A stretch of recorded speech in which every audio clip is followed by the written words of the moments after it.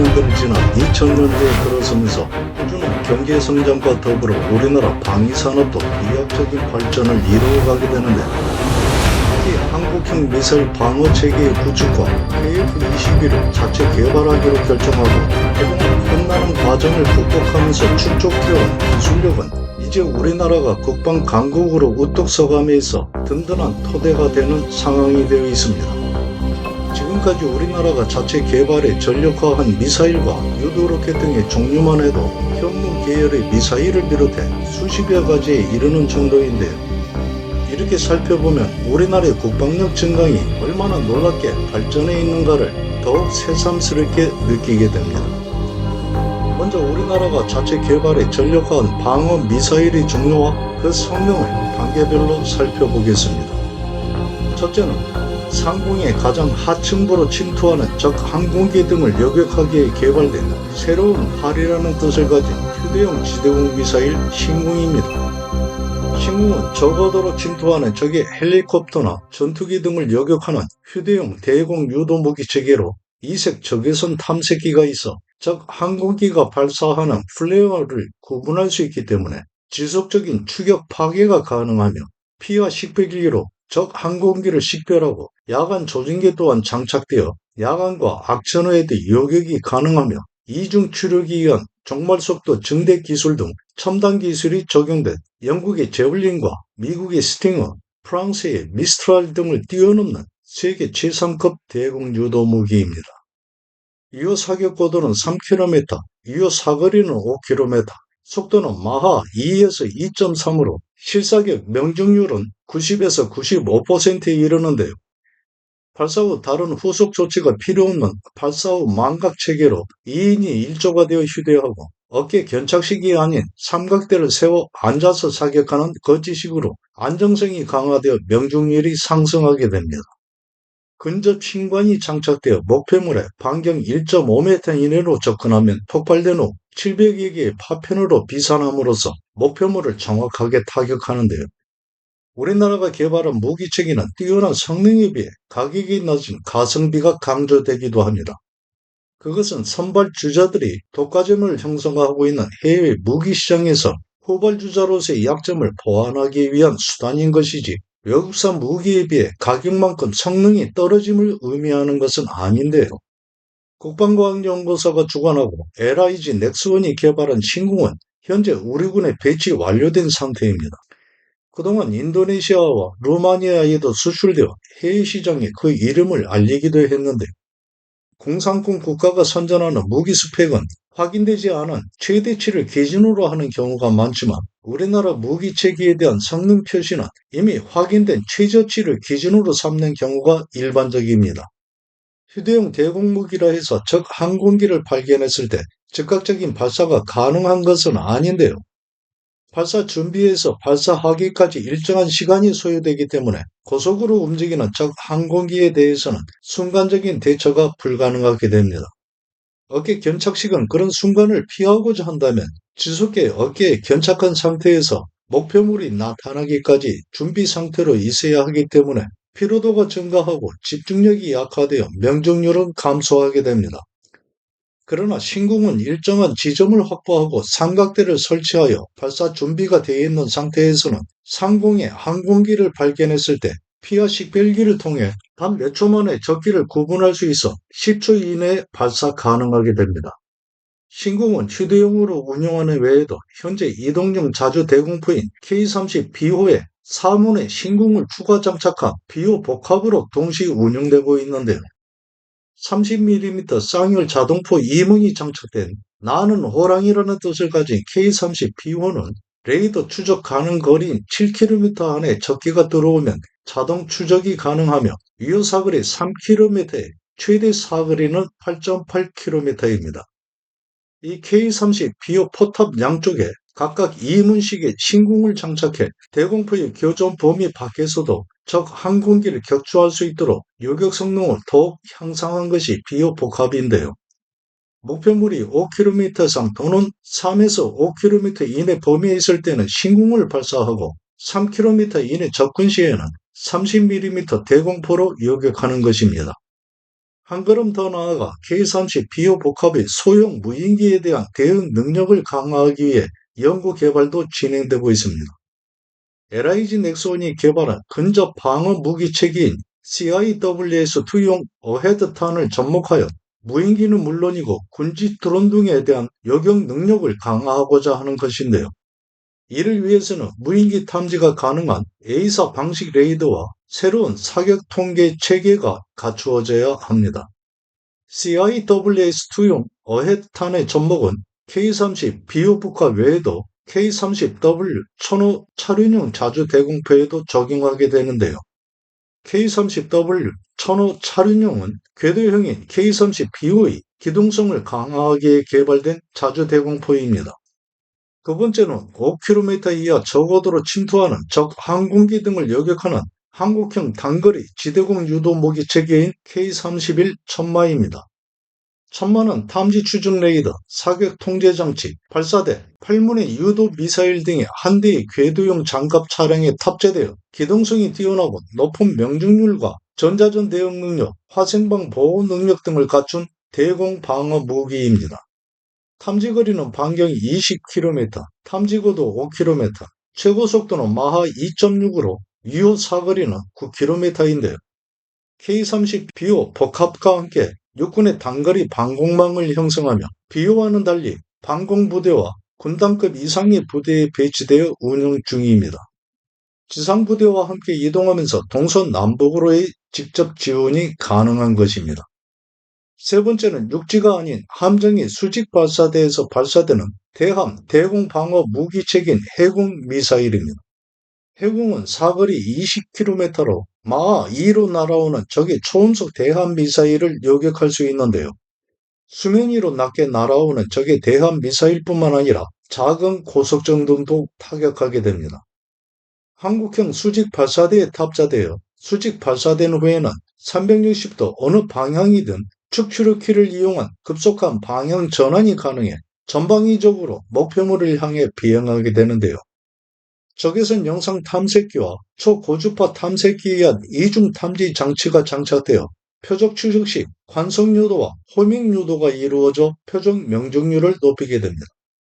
관성 유도는 외부의 지시 없이 비행체에 내장되어 있는 자이로스코프와 가속계 등의 감지 장치에 의해 비행체 스스로 위치나 속도 등을 탐지하면서 목표 지점으로 비행할 수 있도록 하는 유도 방식이고, 호밍 유도는 표적 자체에서 생성되거나 표적이 반사되어 나오는 음파나 전파 등의 모든 에너지파를 추적하여 타격하는 유도 방식입니다. 2021년부터 대구급 호위함과 마라도함 등에 배치되기 시작했으며 신형 호위함 등에도 배치하게 되는데요. 해군은 우리나라가 자체 개발한 유일한 함대공 미사일로 북을 비롯한 중국과 러시아 등 주변국들이 마하 3 이상의 초음속, 극초음속 미사일을 개발 배치하고 있는 시점에서 사거리와 속도 등이 더욱 향상된 개량형의 개발이 시급한 상황입니다. 더구나 윤영하급 미사일 고속함이나 신형 참수리급 고속정, 기뢰 부소랑과 같은 지원함 등에는 현재 이렇다 할 함대공 미사일 방어 체계가 장착되지 않아 그에 대한 대책도 시급한 상태인데요. 방위사업청은 2024년 LIG 넥스원과 3,306억 원 규모의 함대공 유도탄 투 체계 개발 사업을 위한 계약을 체결하였고 2030년까지 완료할 계획입니다. 한국형 미니 이지서함인 차기 구축함에 탑재할 신형 장거리 대공방어 유도 무기를 개발 생산하기 위한 사업을 시작한 것입니다. 현재 청무공 이순신급 구축함과 세종대왕급 구축함 등에 장착되어 있는 미국산 함대공 미사일 SM-2를 대체하기 위한 것인데요. SM-2는 최대 사거리 150에서 170km, 최대 속도는 마하 3.5입니다. 함대공 유도탄 투 체계 개발 사업은 장거리 지대공 유도 미사일인 LSAM을 기반으로 하며 우리나라의 적어도 미사일 방어 체계인 북의 장사정포와 순항 미사일 등을 요격하는 체계를 개발함에 있어서는 해공의 핵심 기술을 바탕으로 연구 개발이 이루어지고 있습니다. 약 6천여 문 가까이에 이르는 북의 자주포와 방사포 공격, 대규모 드론 공격에 대응할 수 있는 방어 체계의 절대적 필요성에 따라 2029년까지 LAMD 체계 개발을 완료하고 2030년대까지 실전 배치를 완료할 계획인데요. 고도 10km 이하를 담당할 LAMD는 공격 원점을 선제적으로 타격하는 킬체인과 더불어 북의 도발에 강력하게 대응하는 수단이 될 것입니다. 네 번째는 이번 이란의 미사일 발사로 중동 지역에서 그 실전 능력이 명확하게 입증된 한국형 미사일 방어 체계의 중추를 이루는 중거리 지대공 유도무기 천궁입니다. 2021년 배치 완료된 천궁 블록 1은 사거리 40km, 요격고도 15km로 침투하는 적 항공기 요격용으로 개발되었습니다. 이후 성능 개량 사업을 거쳐 아랍에미리트, 사우디, 이라크 등에 수출된 블록2는 사거리 50km, 요격고도 20km로 적 항공기와 탄도 미사일 등을 모두 요격할 수 있게 되었는데요. 최고 속도는 마하 4.5에서 5에 이르며 전자전에 대한 방어 능력을 갖추고 있어 안정적으로 목표물을 타격할 수 있습니다. 장착된 다기능 레이더는 다수의 표적을 동시에 추적할 수 있어 각 발사대에서 발사된 천궁2는 각기의 목표물을 향해 비행하여 여러 개의 표적을 동시 파괴하는데요. 이동식 발사대는 전장 상황에 따라 장소를 변경해 가면서 신속하게 이동하여 적 미사일 등을 요격하게 됩니다. 천궁은 한 포대당 미사일 8문씩 장착한 발사대 탑재 차량 4대, 레이더 1대, 교전 통제소 1대, 레이드용 발전기 차량 1대, 장전 장비 탑재 차량 1대로 구성되어 있으며 콜드런칭 방식으로 발사된 후 축출력키의 자세 제어로 360도 어느 방향이든 목표물을 향해 방향을 틀어 비행하고 목표물을 직격 파괴함으로써 적 미사일을 완전하게 제거하여 잔존 위험성을 모두 소멸시킵니다. 콜드런칭 방식은 발사대에서 압축된 기체를 이용해 미사일을 상공으로 튀어오르게 한 다음에 연료를 점화해 원하는 방향으로 비행하게 하는 방식으로 발사대 내부에서 화염이 발생하지 않아 콜드 런칭이라 하는 것이며 반대 개념은 한 런칭이라고 합니다. 잠수함 발사 탄도미사일 개발에 있어서는 필수적인 기술인데요. 현재는 2034년까지 2조 8,300억 원을 투입해 개발 완료하여 배치하는 요격 성능과 교전 능력 등이 더욱 강화된 천궁 블록3 개발 사업이 진행 중입니다. 한국형 삼축체계는 적이 도발 징후가 명백할 때에는 선제 타격을 통해 그 위험을 제거하는 킬체인과 만일 적 미사일 등이 발사되었다면 다층 방공망을 형성하고 있는 한국형 미사일 방어 체계를 통해 요격하여 무력화하고 도발한 적 세력에 대한 대량 응징 보복을 가해 그 대가를 치르게 하는 것입니다. 이번 이란 전쟁에서 그 성능을 확실하게 입증한 천궁2는 한국형 미사일 방어 체계에 있어 핵심적 역할을 수행하게 될 것이며 보다 상층부 요격을 담당하는 장거리 방공미사일 LSAM과 연동해 다층적 방공망이 구성됨으로써 더욱 효과적인 요격 체계를 이루게 될 것입니다. 다섯 번째는 미사일 방어 체계에서 가장 상층부를 담당하는 LSAM입니다.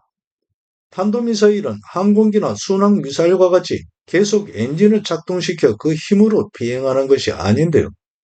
최초 설정된 각도로 로켓의 추진력에 의해 발사되어 대기권 밖에 이르면 로켓의 작동은 멈추고 관성의 힘으로만 비행을 지속하다가 이후 정점에 이르게 되면 중력의 작용으로 다시 포물선을 그리며 하강하기 시작해 대기권에 재진입하면서 미사일에 장착된 비행 장치를 이용해 동력 전달 없이 가속도를 증가하면서 비행의 목표를 찾아 타격하는 것입니다. 따라서 탄도미사일 비행 단계는 로켓의 추진력으로 미사일이 상공으로 올라가는 상승 단계, 로켓의 작동이 멈추고 관성의 힘으로만 비행해 정점에 이르렀다가 하강하기 시작해 대기권에 진입하기 전까지의 중간 단계, 이후 대기권에 재진입하여 급속하게 낙하하는 종말 단계로 구분하게 되는데요. 종말 단계에서의 가속도 증가는 급속히 이루어지기 때문에 파괴력은 증가하고 그에 반응할 수 있는 시간이 극히 짧아 순항 미사일 등과 달리 특히 탄도 미사일을 요격하기가 어려운 것입니다. 또한 다탄도로 분리되거나 종말 단계에서 변칙 비행을 이루게 되면 요격은 더욱 어려워지게 되는 것인데요. 사거리가 1000km 이하인 단거리 탄도미사일은 보통 대기권 내에서 포물선 궤적을 이루게 되지만 파괴력을 증가한 중대형의 탄도미사일은 대기권을 벗어났다가 재진입하는 과정을 거치게 됩니다. 항공투와 LSAM, 미국의 최신형 패트리어트 미사일 팩3와 사드 등은 모두 발사된 탄도미사일이 대기권에 재진입하는 종말 단계에서 요격하는 미사일 방어 체계인데요. 고도 40km를 기준으로 종말 단계의 상층과 하층으로 구분합니다. 천공투는 종말 단계 하층을 담당하고 LSM은 종말 단계 상층 방어를 담당하는 것인데요. 이와 같은 무기 체계에 있어서 정보 공개는 매우 한정적이기 마련입니다. 따라서 알려지는 정보는 신뢰할 수 있는 최소 기준으로 보아도 무방할 것인데요. 알려진 LSM의 탄도탄 레이더 탐지 거리는 약 310km이고 유효 사거리 200km, 요격 유효 고도는 40에서 100km이며 10개의 탄도탄을 동시 추적해 요격을 시도할 수 있습니다. 요격 방식은 직접 타격하여 적 미사일을 완전히 파괴하는 형식이고 LSM은 발사대 내에서 점화하여 발사하는 한 런칭 방식입니다. LSM 한 개 포대에는 탄도탄 요격용 발사대 2대, 항공기와 순항 미사일 요격용 발사대 2대가 있는데요. 이들 각각은 위급시 대체제로 사용 가능할 것으로 보입니다. 이미 개발 완료된 LSM은 총 사업비 1조 7,302억 원 규모로 2027년부터 실전 배치하여 2030년까지 완료할 예정인데요. LSM의 성능을 대폭 향상한 100km 이상의 적 탄도 미사일을 요격하는 LSM-2의 개발도 2030년까지 완료 목표로 이미 시작한 상태입니다. 북의 도발 징후가 명백해지면 한국형 삼축 체계에 따라 먼저 킬체인에 의해 휴전선 인근 북위 자주포와 해안포, 방사포 등에 일제히 우리군의 정밀 타격이 가해지게 되는데요. K9 자주포, K55A1 자주포, K239 천무 다연장 로켓, KT준 단거리 전술 지대지 미사일, 한국형 GPS 유도폭탄 KGB 등이 일제히 발사되어 거의 모든 위치가 이미 파악되어 있는 북의 진지를 초토화함으로써 적이 대부분 자주포와 방사포 등을 파괴하게 됩니다. 아군의 공격에 살아남은 일부 포탄과 미사일 등이 남쪽 하늘에 나타날 것인데요.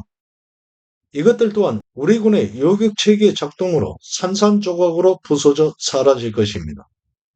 해공을 기반으로 한 보다 저가의 미사일이 개발되어 10에서 20km의 저고도를 담당하는 북의 장사정포와 순항 미사일 등을 요격하는 LAMD가 2033년까지 전력화가 이루어지고 우리 대공미사일 천군과 이미 도입해 배치되어 있는 미국산 패트리어트 미사일이 종말 단계 하층인 40km 이하를 담당하며 LSM과 사드가 종말 단계 상층 40km 이상을 방어함으로써 육지에서의 한국형 미사일 방어 체계가 완성되는 것인데요.